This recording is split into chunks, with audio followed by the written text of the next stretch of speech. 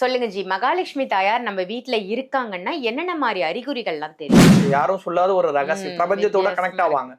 So ஆட்டோமேட்டிக்கா முழிப்பு வரும். சில நேரங்கள்ல எனக்கு அந்த மாதிரி ஒரு முழிப்பு வரும்பொழுது இந்த டவுட் வந்து என் குரு கிட்ட கேட்கும் பொழுது என் குரு வழியில வந்ததுதான் இது.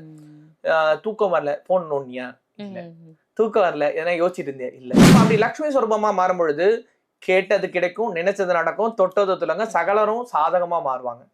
சார் உங்களுக்கு என்ன ஹெல்ப் பண்ணட்டுமா அப்படின்னு ஒருத்தர் வாலண்டியா வந்து கேட்கிறாருன்னா அந்த வீட்டுல லக்ஷ்மி இருக்கான்னு அர்த்தம். நீங்க நல்லா பாருங்கக்கா, கஷ்டப்படுறேன்னு ஒருத்தர் வந்து சொல்லிக்கிட்டே இருப்பாரு. ஆனா அவர் என்னைக்குமே கஷ்டப்பட்டு தான் இருப்பாரு.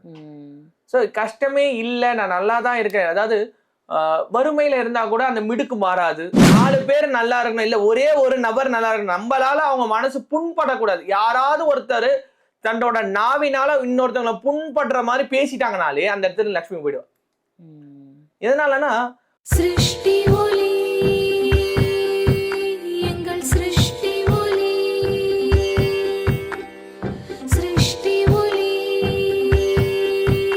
எங்கள் சிருஷ்டி ஒளி, வாழ்வை மாற்றும் சிருஷ்டி ஒளி. சிருஷ்டி ஒளி சொந்தங்கள் அனைவருக்கும் அன்பான வணக்கங்கள். இன்னைக்கு நம்ம சிருஷ்டி ஒளியில என்ன பதிவு பார்க்க போறோம் அப்படின்னு பாத்தீங்கன்னா, நம்ம வீட்டுல மகாலட்சுமி தாயார் இருக்காங்க, மகாலட்சுமி தாயார் இருக்கிறத நான் எப்படி தெரிஞ்சுக்கிறது அப்படின்னு நிறைய சந்தேகங்கள் இருக்கும். மகாலட்சுமி தாயார் இருக்காங்கன்னா என்ன மாதிரியான அறிகுறிகள் நம்ம இல்லத்துல நமக்கு தெரியும், அதை தான் இன்னைக்கு சாய் பாலாஜி அவர்கள் கிட்ட கேட்க போறோம். வணக்கம் ஜி. வணக்கம் சேரம். ஜெய் புவனேஸ்வரி. ஜெய் புவனேஸ்வரி. சொல்லுங்க ஜி, மகாலட்சுமி தாயார் நம்ம வீட்டுல இருக்காங்கன்னா என்னென்ன மாதிரி அறிகுறிகள்லாம் தெரியும்?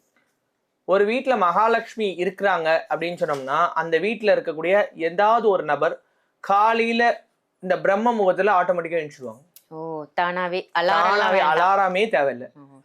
இப்பதானே அப்ப நீ படுத்த என்ன டக்குன்னு எழுந்துட்டன்ற மாதிரி யாரோ எழுப்பி விட்ட மாதிரியே இருக்கும். ஆனா நம்மளே அறியாம எழுந்துப்போம். அதாவது மகாலட்சுமி ஒரு வீட்டுல இருக்கான்னா அந்த வீட்டுல இருக்கக்கூடிய நபர்கள் வந்து பிரபஞ்சத்தோட கனெக்ட் ஆவாங்க. யாரும் சொல்லாத ஒரு ரகசியம். பிரபஞ்சத்தோட கனெக்ட் ஆவாங்க.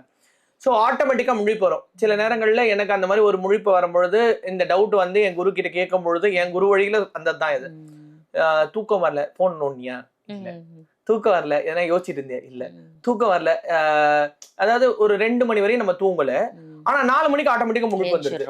யாரும் இது பண்ணல, போன் அடிக்கல, ஏன்னா கஸ்டமர் போன் பண்ணல, இது பண்ணல, ஆட்டோமேட்டிக்கா முழிப்பு வந்துடும். நம்ம பாட்டு எழுஞ்சிட்டு இருப்போம். எழுந்து வச்சுட்டு பல்ல துளைக்கிட்டு குளிச்சுட்டு ஒரு போய் தியானமா அப்படி சும்மா அப்படி உட்காந்தோம்னா அப்படியே ஒரு இன்னொரு நிலைக்கு போகும். சோ முதல் அறிகுறி வந்து பிரம்ம முகூர்த்தத்துல ஆட்டோமேட்டிக்கா நம்மளை எழுப்புறது. சோ நம்ம வந்து பிரபஞ்சத்தோட கனெக்ட், அது வந்து ஒரு அலர்ட் மாதிரி, ஒரு ட்ரிகர் மாதிரி. அதாவது உங்க வீட்டுல நான் இருக்கிறேன், என்ன நீங்க வந்து உணர்ந்துக்கோ அப்படின்றது மகாலட்சுமி ஒரு வீட்டுல இருக்குன்னா இது. ரெண்டாவது, வீட்டுல வந்து அந்த பூஜ்ரம் வந்து வசீகர தன்மையா இருக்கும். வசியம் வேற, வசீகர தன்மை வேற. நான் அதுதான் சொல்லிட்டு இருக்கேன். சோ மத்த இடத்துல பார்க்கும் பொழுது இருக்கக்கூடிய அந்த ஒரு தன்மைக்கும் வீட்டுல இந்த தன்மைக்கும் வித்தியாசம் இருக்கும். அதாவது அந்த சாமி கும்பிடும் பொழுது பூ தொப்பு துப்புன்னு விழும், பள்ளி டக்கு டக்குன்னு கத்தும். அதுக்கு அடுத்தது வீட்டுல சுப செய்திகளா வரும். வா நான் பஸ் ஸ்டாண்ட் எடுத்துட்டேன், அம்மா நான் இதை பண்ணிட்டேன், அம்மா அதை பண்ணிட்டேன், எனக்கு ப்ரமோஷன் வந்துச்சு, நகை வாங்கிட்டேன், இந்த மாதிரி சுப செய்திகள், சுப விஷயங்கள். சும்மா 20 ரூபா இருந்துச்சு எடுத்துட்டு போனேன், ஒரு இது வாங்கினேன், அதுல சொரண்டுனேன், எனக்கு இது வந்துருச்சு, அதான் அதிர்ஷ்டம் தேடி வரும். வீட்டுல விட்டு கொடுத்து போவாங்க, பெரியவங்களை வந்து மதிப்பாங்க, விட்டு கொடுத்து போவாங்க. இப்ப எல்லாருமே இண்டிபெண்டா இருக்கிறாங்க. ஆனா அப்படி இண்டிபெண்டா இருக்கும் பொழுது கூட அந்த பெரியவங்க வந்து அவங்க மனம் கோணாம அவங்களுக்கு என்ன தேவை, அவங்க உபசரிக்கிற அந்த தன்மைகள் எல்லாமே வந்துடும். வியாதிகள் மேக்சிமம் வராது. சூப்பர், இதுதான் ரொம்ப இம்பார்ட்டன்டான பாயிண்ட். வியாதிகள் மேக்சிமம் வராது. வியாதினா எல்லாருக்கும் ஜென்ரலா ஸ்ட்ரெஸ்னால தலைவலிக்கிறது, உடம்பு வலிக்கிறது இது இருக்கும். நான் சொல்றது ஹாஸ்பிட்டலைசேஷன் செலவு. போய் செக் பண்ண தலையில இருந்து பாதம் வரைக்கும் செக் பண்ண ஒண்ணுமே இல்லை, அதுக்குன்னு ஒண்ணு வியாதியாரா எடுத்துருவாங்க அப்படின்னு கேட்போம் இல்லையா. ஸோ இந்த மாதிரி தண்ட செலவு, வியாதிகள் வராது. அதுக்கு அடுத்தது வந்து பாத்தீங்கன்னா வீட்டுல ஒரு இனம் புரியாத ஒரு சந்தோஷம் இருக்கும், இது வரைக்கும் அனுபவிக்காத ஒரு சந்தோஷம் இருக்கும். அதாவது அந்யூன்யம்ன்றது வேற, மற்ற விஷயங்கள் வேற. இது வந்து ஒரு இறைநிலை சொல்லுவாங்க. அந்த லக்ஷ்மின்றது வந்து 16 லக்ஷ்மி, தைரிய லக்ஷ்மி, வீரிய லக்ஷ்மி, விஜயலட்சுமி, தனத லக்ஷ்மி, இந்த மாதிரி நிறைய லக்ஷ்மிகள் இருக்காங்க. சோ லக்ஷ்மி அப்படின்னும் பொழுது அந்த லக்ஷ்மி ஒரு வீட்டுக்கு குடியேறணும்னா முதல்ல ஜேஷ்டாதேவி தான் வந்து பாப்பாலாம். இந்த வீட்டு நம்ம அக்கா வர்றதுக்கு தகுதியான வீடா அப்படின்னு பாப்பாலாம். அப்படி தகுதியான வீடா இருக்கிறா அப்படின்னம்னா நம்ம வீடு கிடையாது, ஜேஷ்டாதேவி வந்து செக் பண்ணது நம்ம வீடு கிடையாது, மறுபடியும் சொல்றேன், நம்ம வீடு கிடையாது. மனம் என்னும் வீடு தகுதியா இருக்குதா அப்படின்னு தான் அவ செக் பண்ண போறா. அந்த மனம் என்னும் வீடு தகுதியா இல்லாத ஒரு நபரை ஜேஷ்டாதேவி தான் ஃபர்ஸ்ட் ஆட்கொள்வோம். ஆட்கொண்டு அவங்களுக்கு எண்ணிலடங்காத பாடங்களை புகட்டுவா. கஷ்டம் சொல்ல மாட்டா, அது பாடம். அந்த பாடத்தை புகட்டி அந்த பாடத்தின் மூலியமா தொடப்ப முறத்தை வச்சு எப்படி வீட்டுல இருக்கிற அழுக்குகளை அதுக்கு கிளீன் பண்ணி ஒட்டடை அடிக்கும் போது மேல இருந்து கொட்டுதோ அந்த மாதிரி நமக்குள்ள இருக்கிற கர்மாக்களை கழிஞ்சிட்டு அவளே அப்படி லக்ஷ்மி சொரூபமா மாறிடுவா. அப்ப அப்படி லக்ஷ்மி சொரூபமா மாறும் பொழுது கேட்டது கிடைக்கும், நினைச்சது நடக்கும், தொட்டது துலங்க சகலரும் சாதகமா மாறுவாங்க.